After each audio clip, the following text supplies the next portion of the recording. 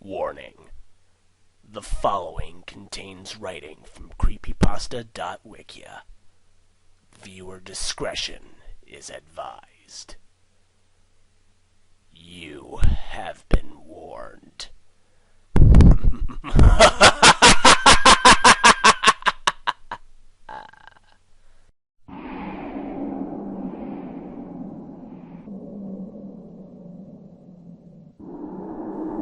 Please, if anything, just understand the reasons why I'm about to do what I'm about to do. In the night, their screams scare me beyond belief. They're so real, so horrified. I can feel each as a pang through my body, shooting like an electrical shock. There's nothing more I can do anymore. I can bear this pain no longer. No human could bear what I felt constantly for the past week. It's positively agonizing. So please, don't judge me as a person based on what I'm about to do. I like to think I'm a nice guy. I'm sane. I'm stable. At least, I was. But now, there's no other way. So just try and hear me out, alright?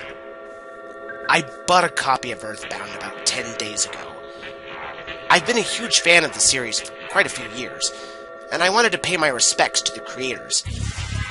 I know anything used after such a long time didn't actually benefit Nintendo, but an actual cartridge felt more solid than any old ROM or hacked Wii download or anything like that. Surprisingly, it didn't take me long to find a copy.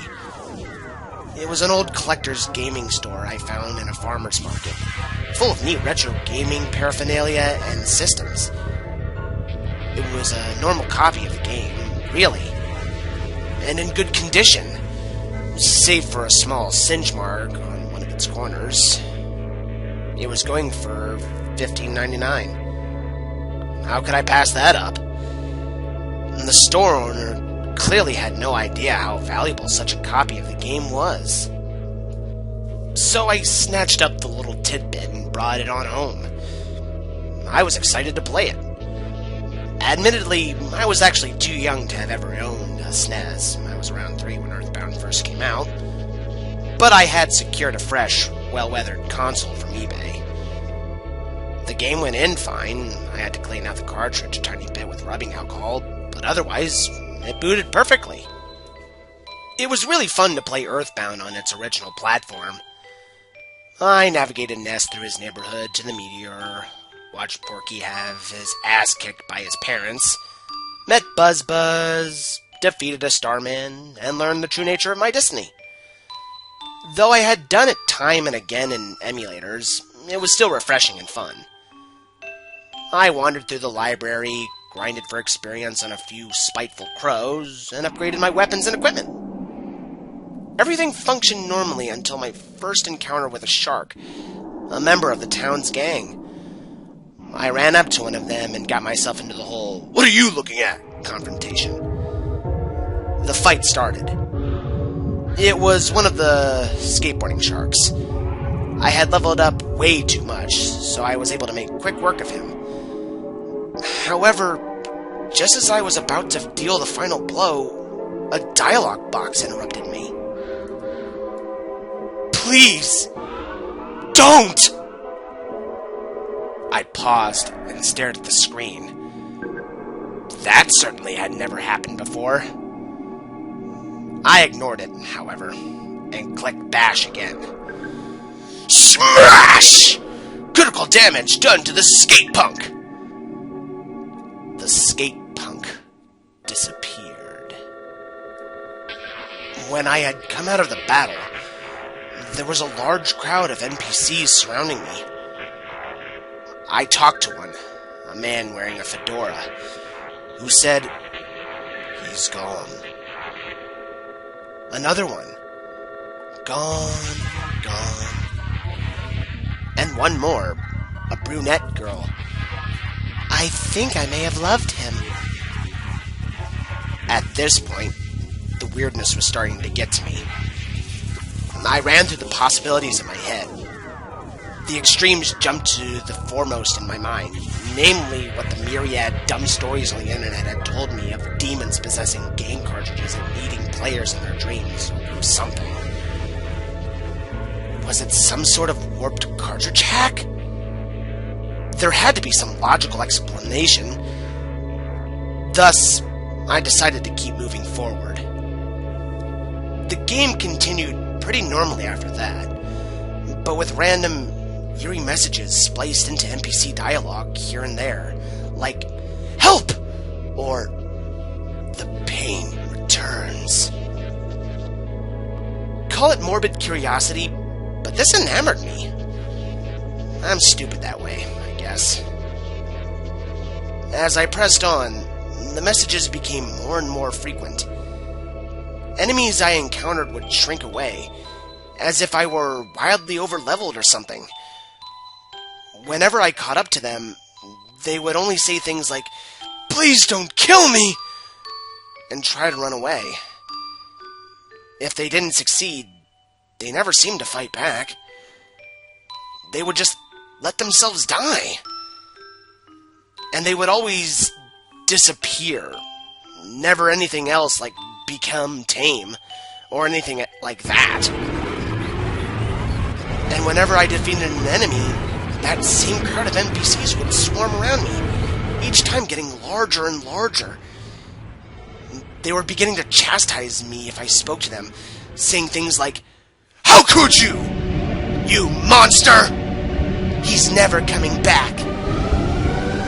Just as well, the complaints of pain and suffering dominated NPC conversation. In the Tucson hospital, around 30 or 40 NPCs were packed together, all saying similar things. It's happening again, isn't it? Why must it return? God help me. This is unbearable. I can't take it anymore. Some NPCs weren't even standing. They were just lying there on the floor, or sitting in a corner and rocking back and forth. No one said anything even marginally story-related anymore. Even the insane cultists acted the same way.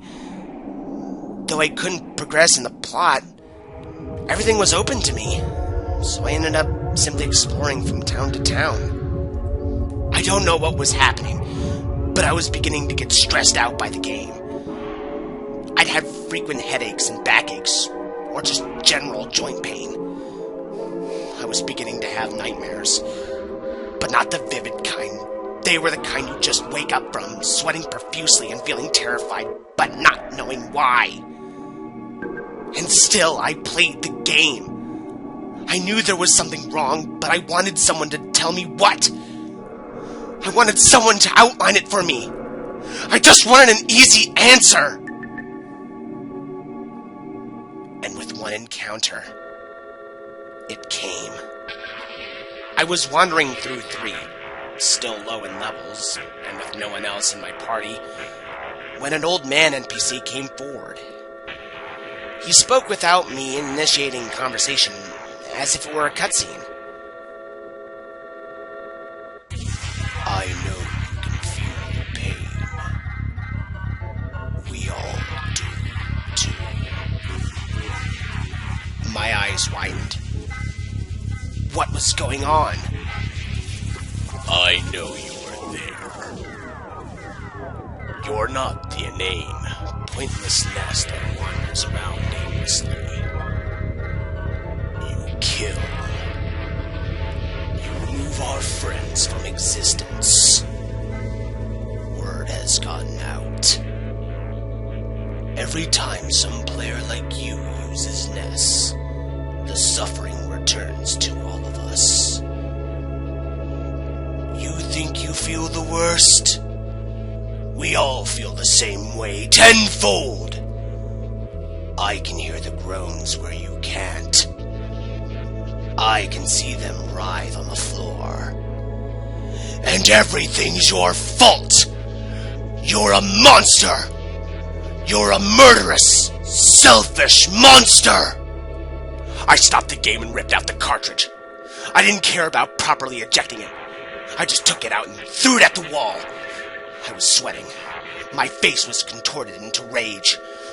I grabbed a hammer from a nearby drawer and rushed the cartridge.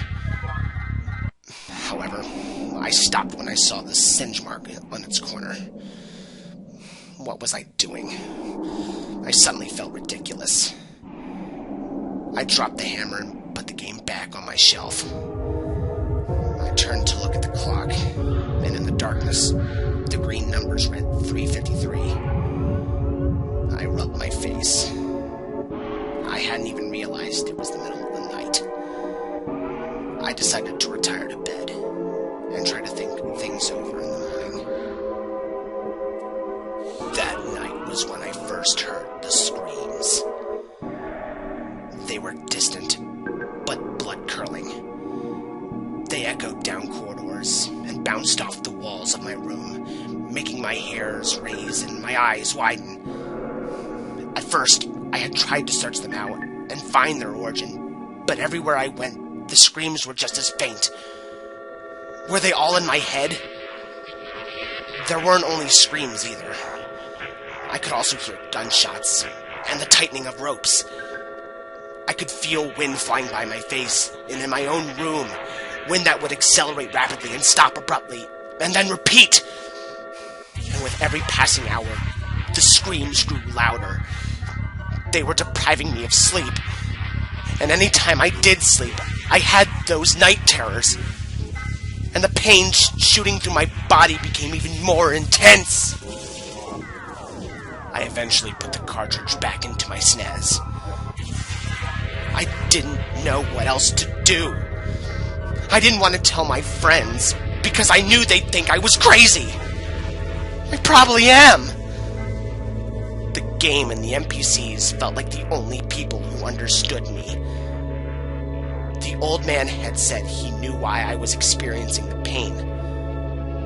So, I went back into the game, intending to search him out. I didn't need to go far, though. He found me again and came over. You almost destroyed the game, didn't you? I could tell.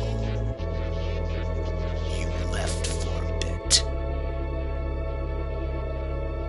I just sat there with my arms wrapped around my legs, trying not to cry as my head split apart.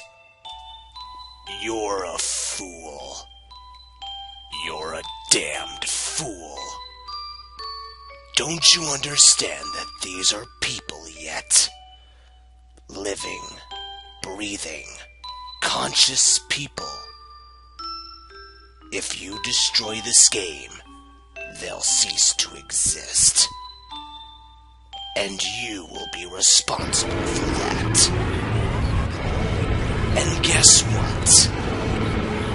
You'll have to repair the pain they all bear right now. You'll take that responsibility. It won't end. It will follow you until the day you die. I wasn't trying to hold it back anymore. I was openly sobbing.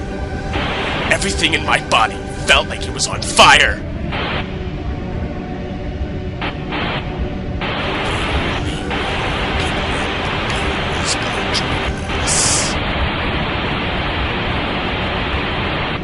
I stopped crying for a second and wiped my face. I leaned closer to the TV screen. At this point, a small crowd of NPCs had gathered around. It's the only way, another commented. The only escape, someone else concurred. The old man moved closer to me. Player, only you can end it. And you have to make sure no one can get this cartridge. If that's done, you will join us. And all our suffering will end. The world here is small, escape it. But there's no other option. I think you know what it is you have to do. My eyes widened. I stood up and stepped back. I could feel my legs quaking as I struggled to maintain balance. On any other day, I would have blown the pain off as coincidence and sought medical attention, or tried to view it rationally, but nothing made sense to me anymore. So far, the NPCs had been correct, so I wasn't sure if I had reason to doubt them. I'm not sure if it was my sleep deprivation, or the constant pangs of this damned headache, or the emotional fatigue of this past week. But it all made sense to me then and there. Everything made sense. And it still does. I know there's only one way. If I just destroy the cartridge, I'll kill everyone there. Who knows? I may kill thousands. And I'll bear that pain to the day I die. If I just abandon the cartridge somewhere far away from me, what will come of it? Would I submit another human to this level of pain, whilst I still go mad from this continued agony? No. I couldn't allow that to happen. I couldn't take another life, or force such suffering onto another friend or stranger. I had to lock it away, where no one else could see it. Hide it from the world. But where? I had nowhere. And I still have nowhere. Whatever I leave behind, people will get a hold of. My belongings will be resold. No one understands the significance of a slightly singed Earthbound cartridge, after all. And if I put somewhere where it can never be retrieved, would I be willing to endure the pain my entire life? And how could I let those people inside go on in constant torture? I've come to realize that there's no other way. The cartridge lies tucked away under folds of clothes in my drawer. The window out of my apartment hangs open, beckoning to me. It's a bit breezy outside. It seems, as I grow more assured in my decision, the screams grow quieter. The pain is less intense. There's really no other way. Please, I just hope you understand what I am about to do what I'm about to do, and that you don't think anything bad of me for it. I like to think I'm a nice guy.